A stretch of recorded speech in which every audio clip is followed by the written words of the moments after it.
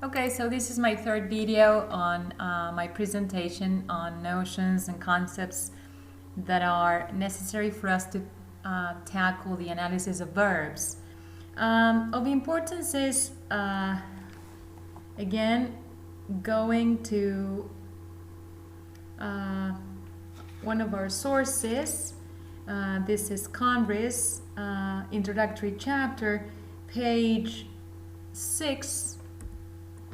Right? And he's once again, highlighting of the notion of aspect as pertaining to the internal, so as a grammatical category associated with finite verbs that is connected to the semantic notion of the internal structure of a situation. And I would add to this internal temporal structure of a situation. Okay? And then also of importance is what he says on page 12 in terms of the distinction that he makes and that we do with him of the terms perfect versus perfective, right? Perfect, as I mentioned before in this presentation, pertains to aspect. So perfect aspect, right? In that it is made evident through the employment of the auxiliary form have, haber, in tenses in the two respective languages that we study. And that perfect, as he says, refers to a past situation which has present relevance. And perfective, being a semantic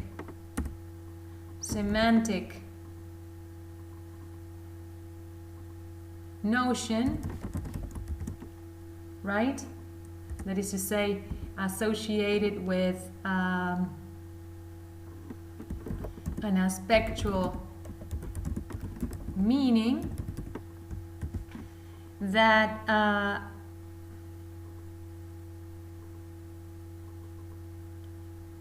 points to the internal temporal constituency of a situation and, well, pertains to the situation being described.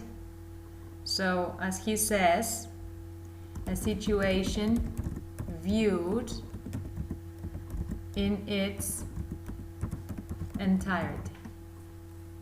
So, different from perfect in that it is about the morphological, constituency of a tense, and perfective about the semantics of the verbal form and pointing to a situation that is viewed in its entirety, not considering its beginning, middle, or end, but consider it as a whole. And then also, for you to have in mind is the chapter that's called, in his book that is, the chapter that's called Aspect and Inherent Meaning. So this is chapter 2 in his book, Aspect and Inherent Meaning, in which he,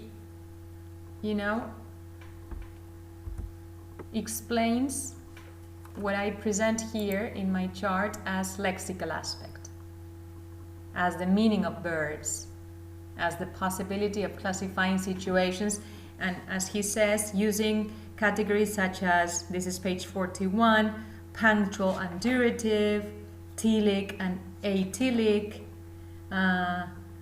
state and dynamic situations.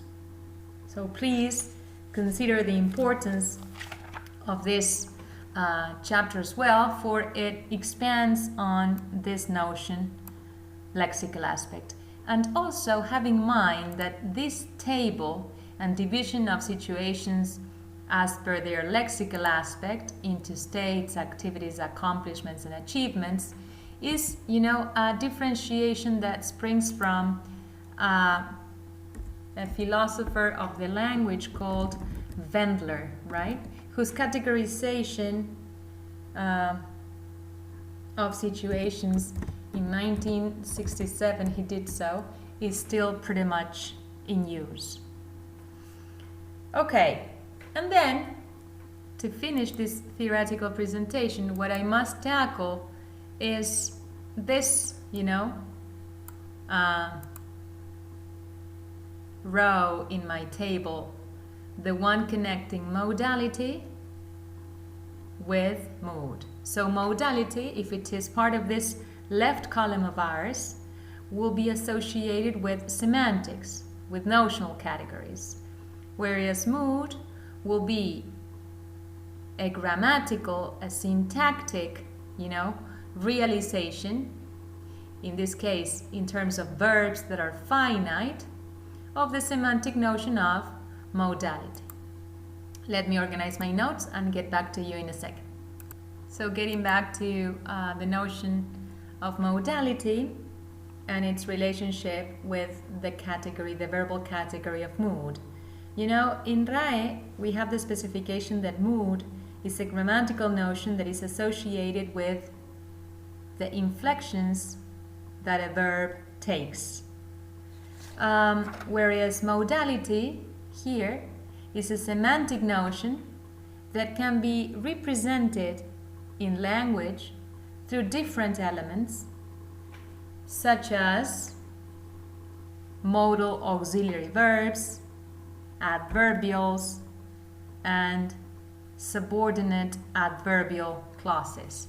So you see that modality, just as we established for time, is not simply represented linguistically through tense or mood, respectively, but in terms of time, you can also have adverbials, indicating this semantic notion.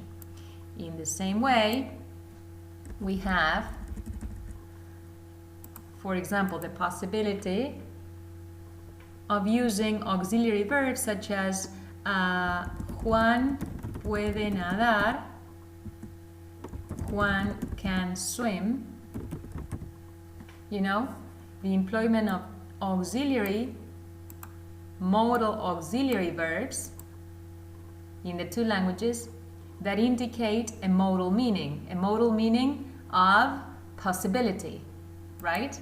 Of ability. So when it comes to modality, you ought to remember notions such as, or it's being about, the expression of, speakers' attitudes with respect to the proposition, to the content of what they say. So modality is connected to the speaker's attitudes or opinions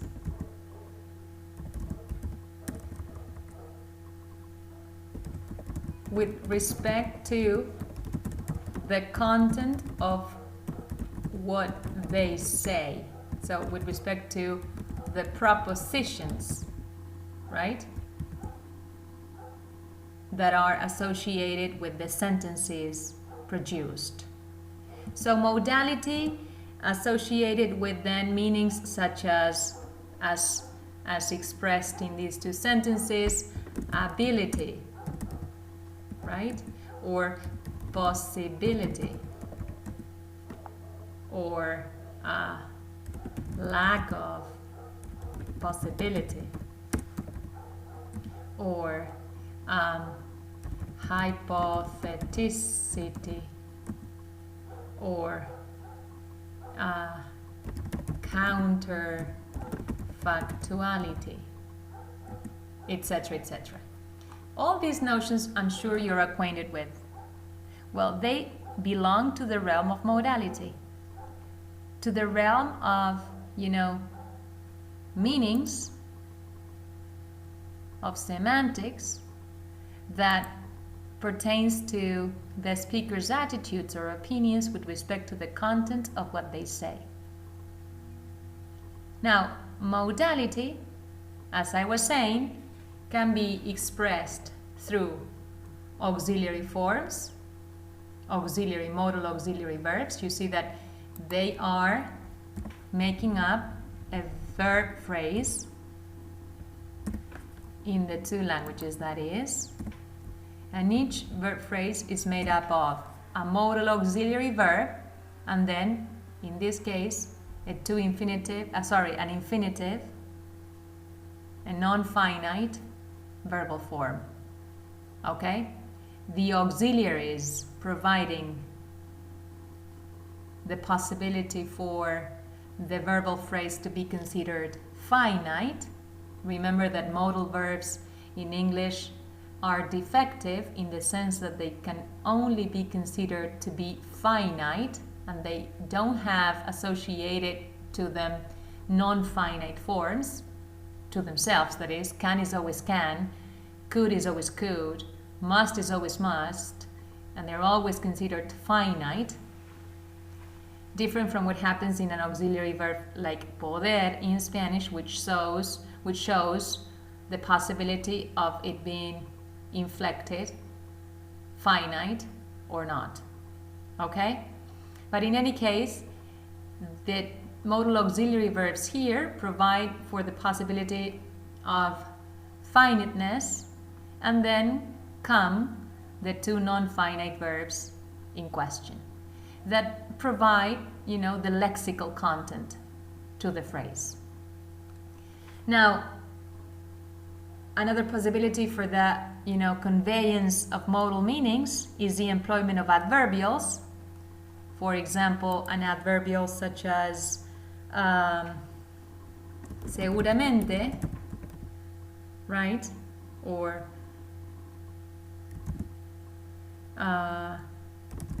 el tren llega enseguida.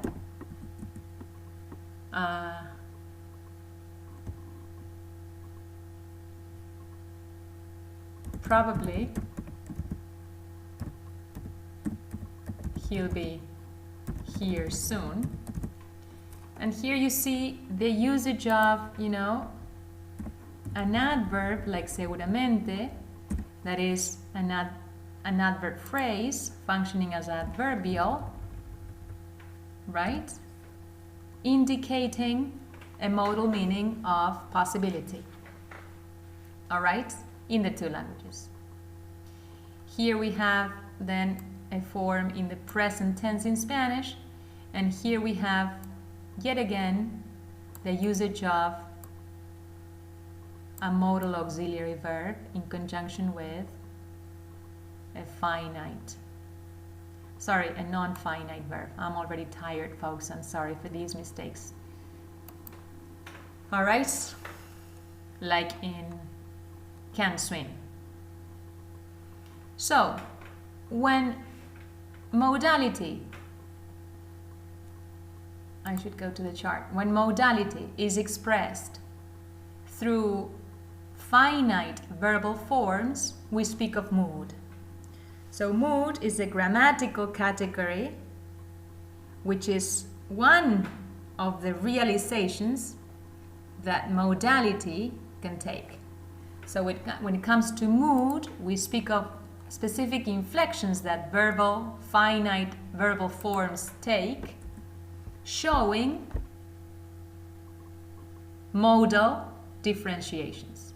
So we speak of indicative, we speak of subjunctive and imperative for specific verbal inflections, right? That finite verbs can show, can take, for the indication of specific modal meanings. Okay, now let me refer you now to a different source, one that I generally use for my presentation on modality, a book that is called Modality in Grammar and Discourse by John Bybee and Suzanne Fleischman.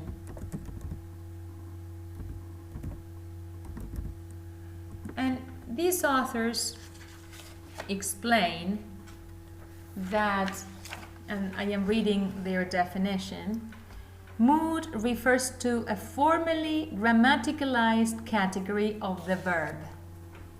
So, mood, a formally grammaticalized category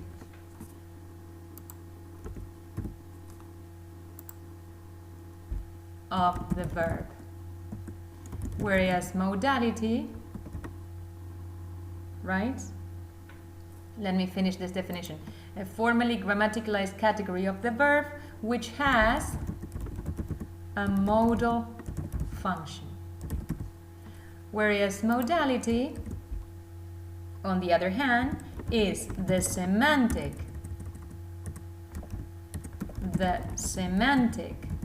domain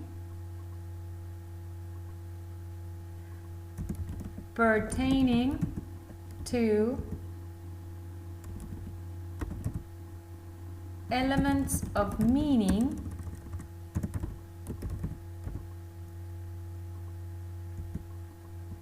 that languages express.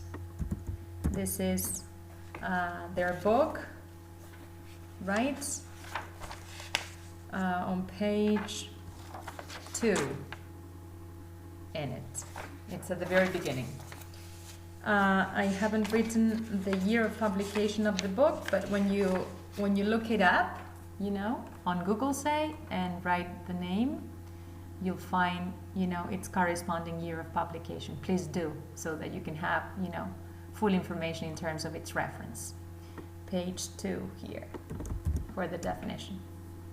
And when it comes to elements of meaning, here, the ones that they mention in particular are, you know, semantic categories such as intentions, hypothetical meanings, obligation, dubitative meanings, exclamative meanings, desiderative meanings, right?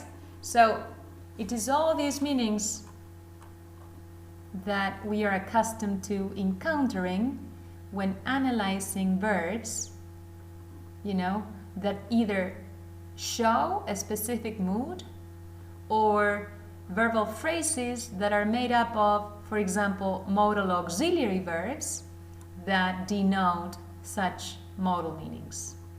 If it is a modal auxiliary, it'll be a form like puede or can, you know, signaling such modal meanings as these.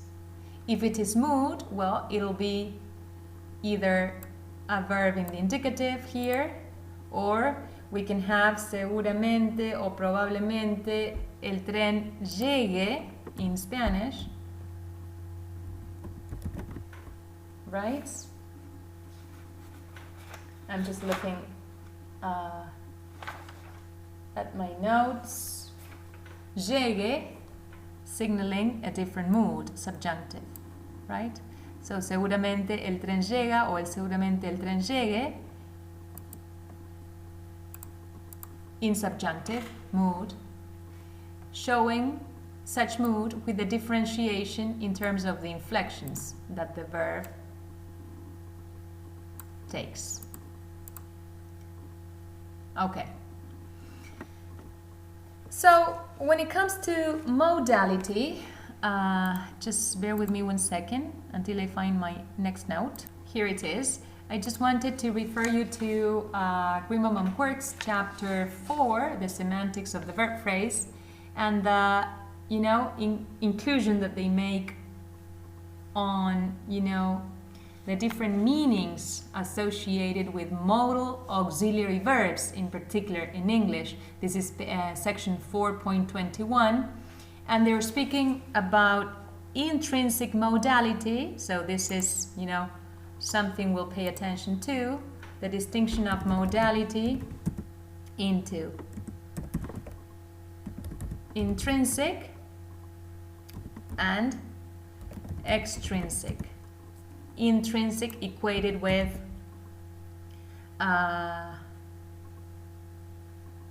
deontic, and extrinsic equated with epistemic. Deontic or root, also called root modality. Extrinsic, epistemic as such. So, and see the, specific meanings that they associate with each one of the types. So here, meanings of permission, meanings of obligation, meanings of volition involved, and here, meanings of possibility, of necessity, of prediction involved. Usually intrinsic deontic modality is associated with an entity impacting on another entity's volition, action, behavior.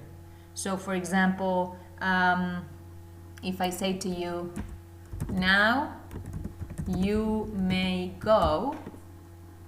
May go is a verb phrase made up of a modal auxiliary verb and a bare infinitive form, in this case of the verb go, that in terms of modal meaning, it denotes a deontic modal meaning, for it helps represent a situation in which one entity, impacts on the behavior of another entity. In this case, if it was something I myself uttered, it would be me impacting on your behavior, allowing you to leave, say, a place. And this one, you can see it exemplified in, for example, if I'm feeling better tomorrow,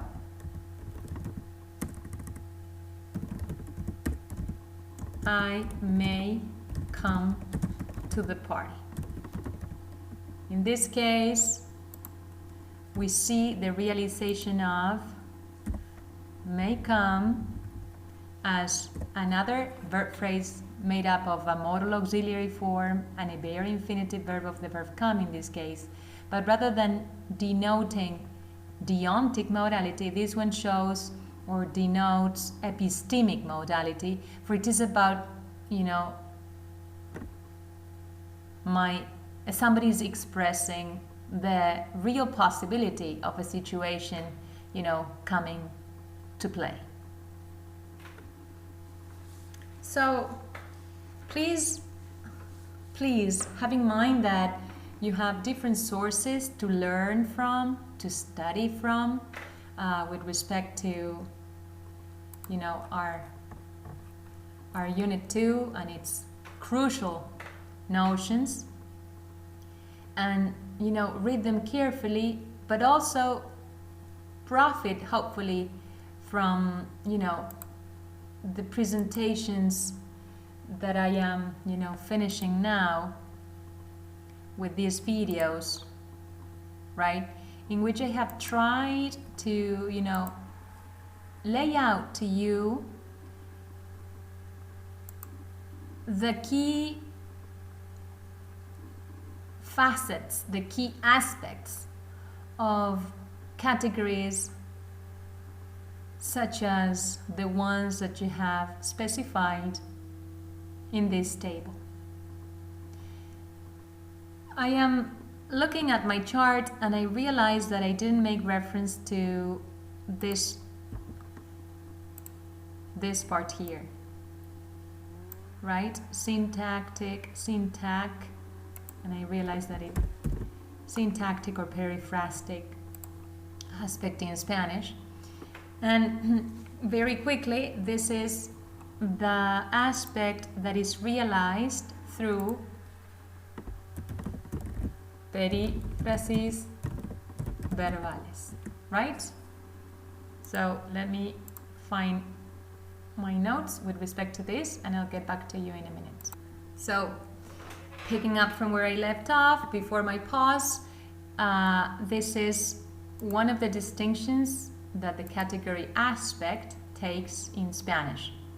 For in Spanish, as RAE points out, when it comes to aspect, we can speak of aspecto léxico, which is what I have specified here. So it is a semantic category, right? It points to the meanings that verbs have, to the types of situations that are represented through verbs. So it is these categories that we'll be paying attention to.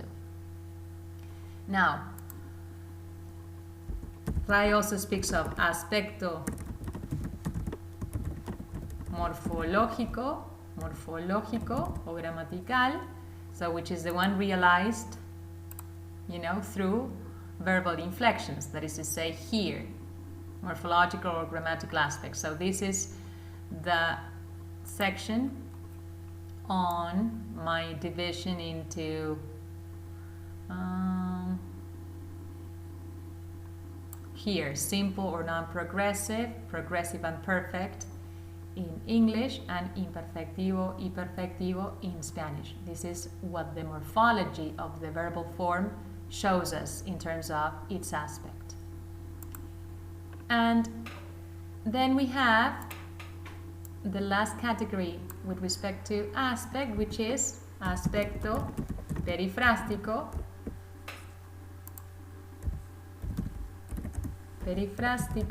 That we will associate only with Spanish, right? Well, of course, we can also speak of periphrastic aspect or periphrastic realization of aspect in English, but as a technical term that points to verbal periphrases, we will only associate it with Spanish.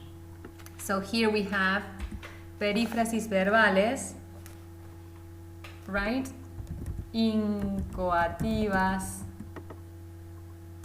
inminenciales,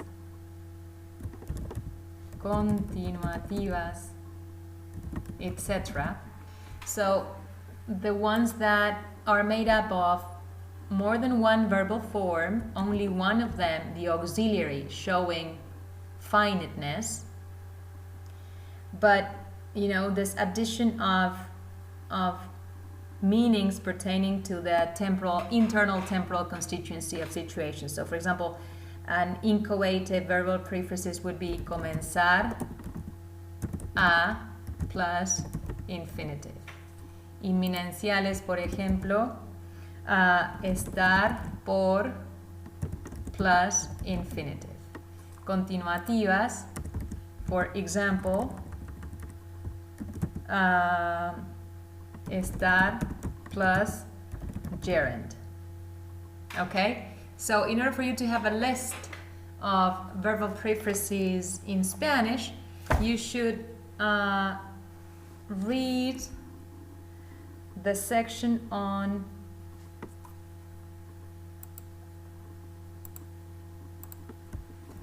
tipos de perífrasis verbales del español.